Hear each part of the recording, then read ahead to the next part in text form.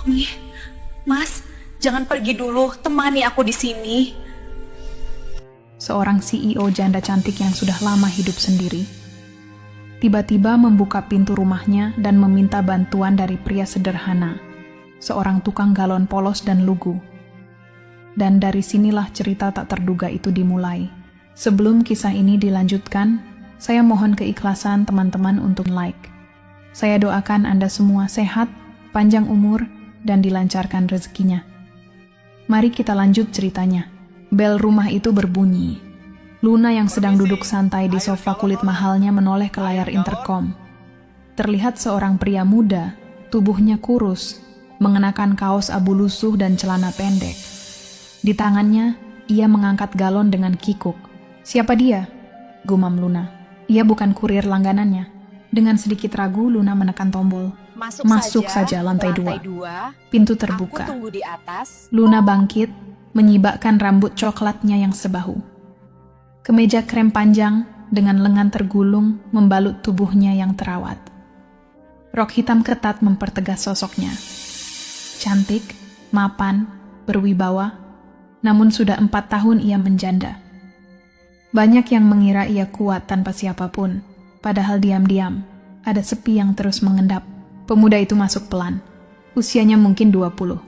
Kulit cokelat, rambut berantakan, langkahnya canggung. Ia memeluk galon itu seolah menggendong bayi. "Bu, ini galonnya," ucapnya pelan.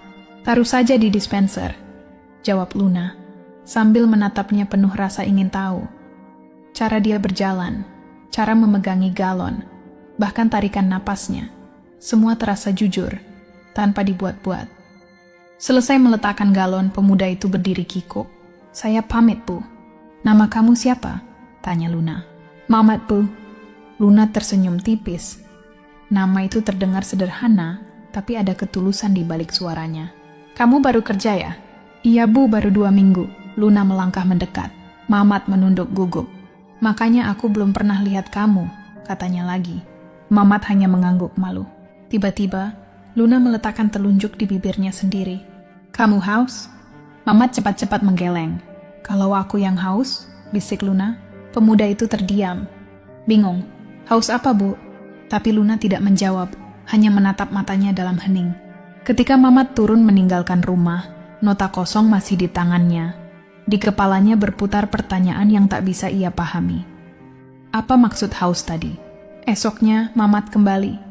Bukan karena ada isi ulang, tapi karena ada sesuatu yang mendorongnya untuk kembali. Perasaan aneh yang belum pernah ia kenal. Kamu balik?" Luna menyambut sambil tersenyum. Mamat salah tingkah. "Saya mau ngembaliin nota kemarin, Bu. Lupa isi." Luna tertawa kecil. "Nota kosong bikin kamu balik?"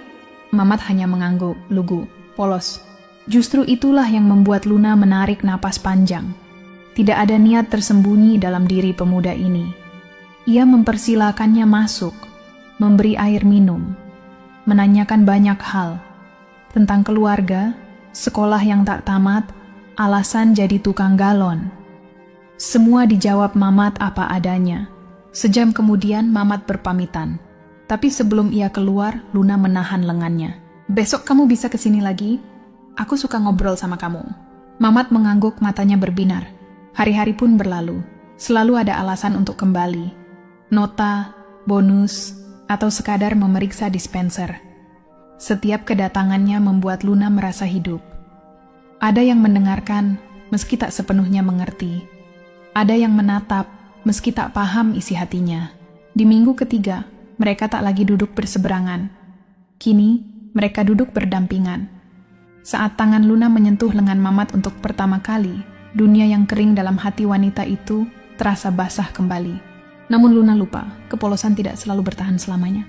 Hari itu, langit mendung. Tapi di rumah bercat putih gading itu, suasananya hangat. Mamat datang lebih awal. Luna menyambutnya dengan senyum lebih cerah. Ia tak sedang pergi ke kantor, sengaja libur hari itu. Pakaian yang ia kenakan sederhana. Kaos putih tipis, celana pendek santai. "Aku baru bikin teh manis," katanya ramah. Mamat menurut, duduk di sofa empuk. Jemarinya gelisah, Matanya sesekali mencuri pandang ke arah kaki Luna yang terjulur rapi. Matt, kamu tahu nggak, aku udah lama sendiri. Mamat menoleh bingung. Maksudnya, Bu? Sudah 4 tahun aku jadi janda. Nggak ada laki-laki yang berani mendekat. Mereka pikir aku terlalu tinggi. Padahal, aku cuma perempuan biasa. Yang ingin diperhatikan, disayang. Mamat menelan ludah. Tapi Bu Luna cantik, pintar kayak... Itu masalahnya, potong Luna lirih. Mereka semua minder. Perlahan, Luna menyentuh tangan Mamat. Tapi kamu beda, kamu nggak takut. Saya takut, Bu. Tapi saya juga pengen nolong Bu Luna. Kalimat itu terdengar bodoh, tapi begitu tulus. Luna tersenyum kecil, lalu menyandarkan kepalanya di bahu Mamat. Mau bantu aku jadi teman? Bisiknya. Mamat mengangguk. Saya mau, Bu. Hari itu mereka tak banyak bicara lagi. Hanya duduk berdekatan, dalam keheningan yang hangat. Untuk pertama kali setelah sekian lama, Luna merasa tidak sendirian. Ia tahu ini bukan cinta, bukan pula hubungan sehat. Tapi ia butuh merasa dibutuhkan, dan Mamat walau polos tidak menolak. Malam itu saat Luna tertidur di sofa, Mamat tak langsung pulang. Ia menatap wajah wanita itu lama sekali. Bibirnya melengkung tipis, karena sesungguhnya Mamat memang polos. Tapi bukan berarti ia tak tahu apa-apa. Sudah 2 bulan lamanya, Mamat rutin datang ke rumah Bu Luna. Kadang hanya untuk mengganti galon yang bahkan belum habis. Kadang hanya duduk menemaninya makan malam. Bahkan, tak jarang ia diminta memijat kaki Bu Luna sambil menonton televisi. Bagi Mamat, semua ini adalah dunia baru. Rumah besar, makanan enak, tawa manja dari seorang wanita cantik. Hal yang dulu hanya bisa ia lihat lewat layar televisi. Namun semakin hari, Mamat merasakan ada yang berbeda. Bu Luna semakin manja, semakin sering menyentuh. Bahkan kadang menyuruhnya tidur di sofa kamar jika malam sudah larut. Daripada kamu pulang malam-malam, bahaya, katanya lembut. Awalnya Mamat merasa dihargai, tapi lama-lama ia merasa seperti dimiliki. Hari itu Bu Luna tampak murung.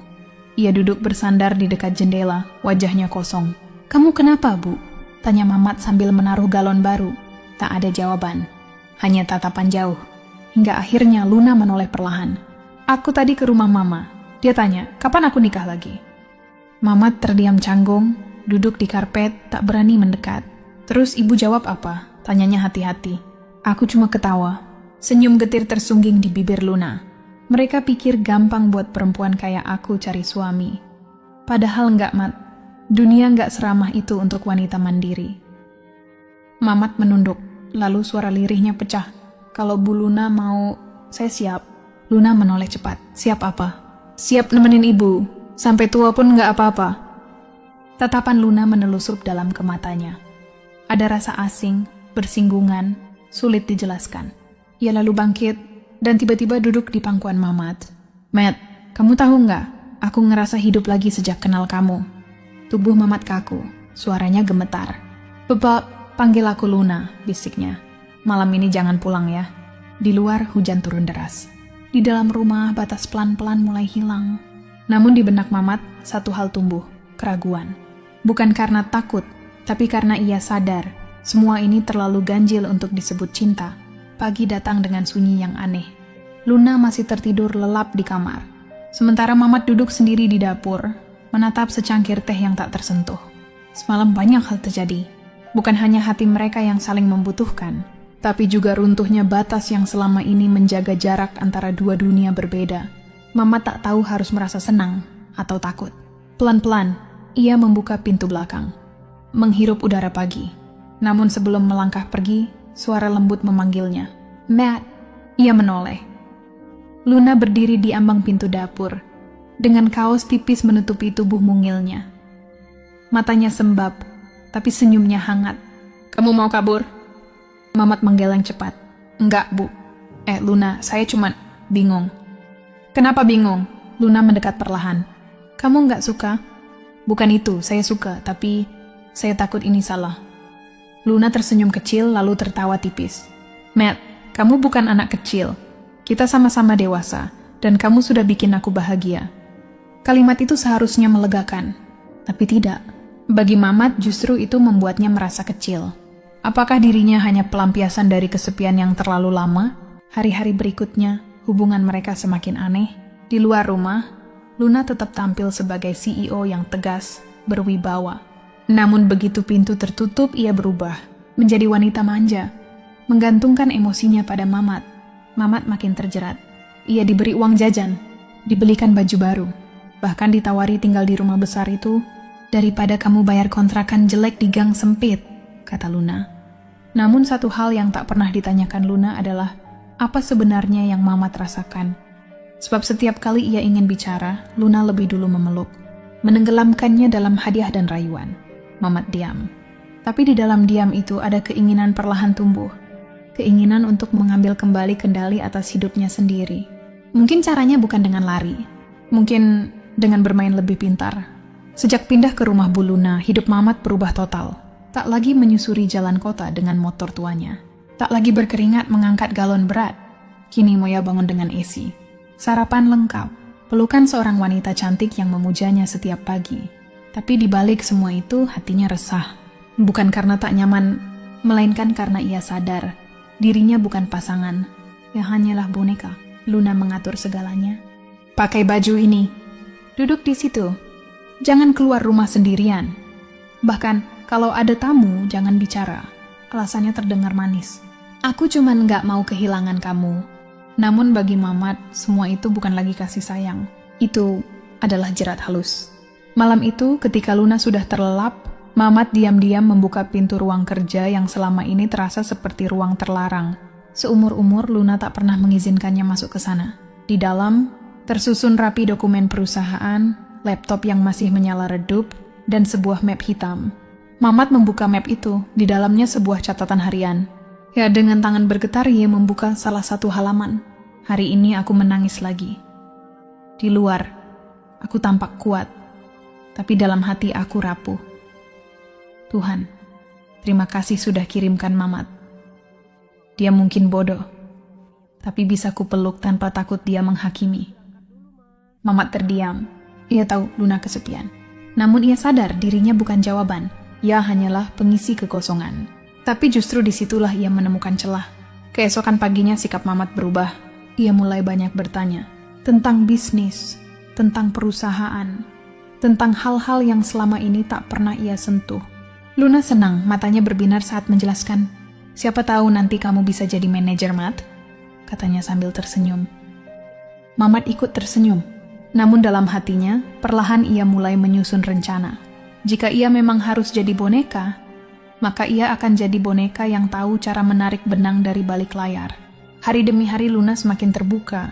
Ia mulai menceritakan tentang proyek perusahaan yang rawan audit, kontrak yang belum ditekan, bahkan sesekali lupa mengunci laptop pribadinya. Bagi Mamat, semua informasi itu ibarat emas. Suatu malam, saat Luna tertidur pulas, Mamat kembali membuka laptop itu. Kali ini bukan lagi sekadar iseng. Ia menyalin laporan keuangan, menyimpan kontak mitra bisnis, bahkan menemukan folder berjudul Rencana Merger 2026. Ia memang tak sepenuhnya paham, tapi cukup tahu, ini penting. Esok paginya, ia menguji langkahnya. Lun, kamu percaya aku kan? Tanyanya lirih. Tentu saja, jawab Luna sambil memeluk dari belakang. Kalau begitu, aku boleh minta tolong? Ada temanku, dia lagi nyari peluang kerja. Orangnya pintar, cuma susah dapat jalan masuk. Luna mengerit. Siapa namanya? Dandi. Dulu kakak kelasku jago komputer. Setelah terdiam sejenak, Luna mengangguk. Oke. Tapi kamu ikut ya? Aku nggak suka ketemu orang asing sendirian. Mamat tersenyum. Satu langkah lagi. Perlahan, panggung yang selama ini hanya milik Luna, kini mulai terbagi dua. Dan bagi Mamat, ini bukan lagi tentang cinta. Ini soal siapa yang akan bertahan sampai akhir. 2 hari kemudian Mamat membawa Dandi ke rumah Luna. Berbeda dengan dirinya, Dandi tampak rapi, berkemeja putih, tas laptop di bahu, dan senyum ramah penuh percaya diri. Jadi kamu Dandi, temannya Mamat? Luna menyambut dengan senyum tipis. Iya Bu. Terima kasih sudah mau ketemu. Saya cuma mau tanya soal peluang kerja. Siapa tahu bisa bantu. Percakapan berlangsung di ruang tamu. Mamat hanya duduk di samping, memperhatikan dengan seksama. Cara Dandi berbicara, cara Luna menanggapi, hingga tatapan mata mereka yang sesekali bertemu. Luna terlihat nyaman, dan itu dicatat baik-baik oleh Mamat. Setelah 1 jam Dandi pamit. Namun sebelum keluar, ia sempat berbisik pendek ke telinga Mamat. Gue ngerti maksud lo, tapi jangan kelamaan di bawah kendali dia. Malamnya Luna tampak ceria. Temanmu itu pintar, Mat. Lucu juga. Sayang, bukan kamu yang seperti itu. Mamat hanya menunduk. Namun di dalam hati kalimat itu menusuk. Lagi-lagi ia ada disamakan dengan kekurangan. Tapi justru disitulah letak kekuatannya. Beberapa hari kemudian, Luna mulai mengundang Dandi untuk membantu proyek IT kecil di perusahaannya. Mamat selalu ikut, selalu mengawasi. Ia tahu Luna mulai tergoda. Dan Dandi dia pandai bermain, Mamat menunggu saat yang tepat. Ia tahu waktunya belum tiba, tapi benih kekuasaan sudah ia tanam dan perlahan tumbuh. Hingga suatu malam Luna bertanya dengan suara pelan, "Mat, kamu sayang aku kan?" Mamat mengangguk. "Kalau aku dekat sama orang lain, kamu marah nggak?" Pertanyaan itu sederhana. Namun seperti tamparan bagi Mamat, ia menatap Luna dalam-dalam. "Enggak, selama aku tetap di rumah ini aku nggak masalah." Luna tercengang, tak menyangka jawaban itu. Ia tersenyum samar, tapi di dalam dirinya muncul keraguan. Apa sebenarnya yang ada di kepala Mamat? Yang ia tak tahu adalah, ketika seseorang yang polos belajar bertahan, ia bisa menjadi musuh paling berbahaya. Bukan karena kebencian, tapi karena ia pernah terlalu mencintai. Pagi itu suasana rumah Luna berbeda. Tidak ada lagi tawa renyah yang biasanya terdengar. Tidak ada juga aroma kopi hangat yang menenangkan. Mamat hanya duduk diam di dapur, menatap layar ponselnya yang baru saja menerima pesan dari Dandi. "Gua udah dapat semua file merger. Lo yakin lanjut?" Jari-jarinya gemetar. Ia tidak langsung membalas. Masih teringat jelas semalam, ketika tanpa sengaja ia mendengar suara Luna di kamar kerja. Suara lembut yang dulu hanya ia tujukan pada Mamat, kini ia berikan pada Dandi. "Dandi, kamu tuh bikin aku pengen muda lagi," ucapnya sambil tertawa.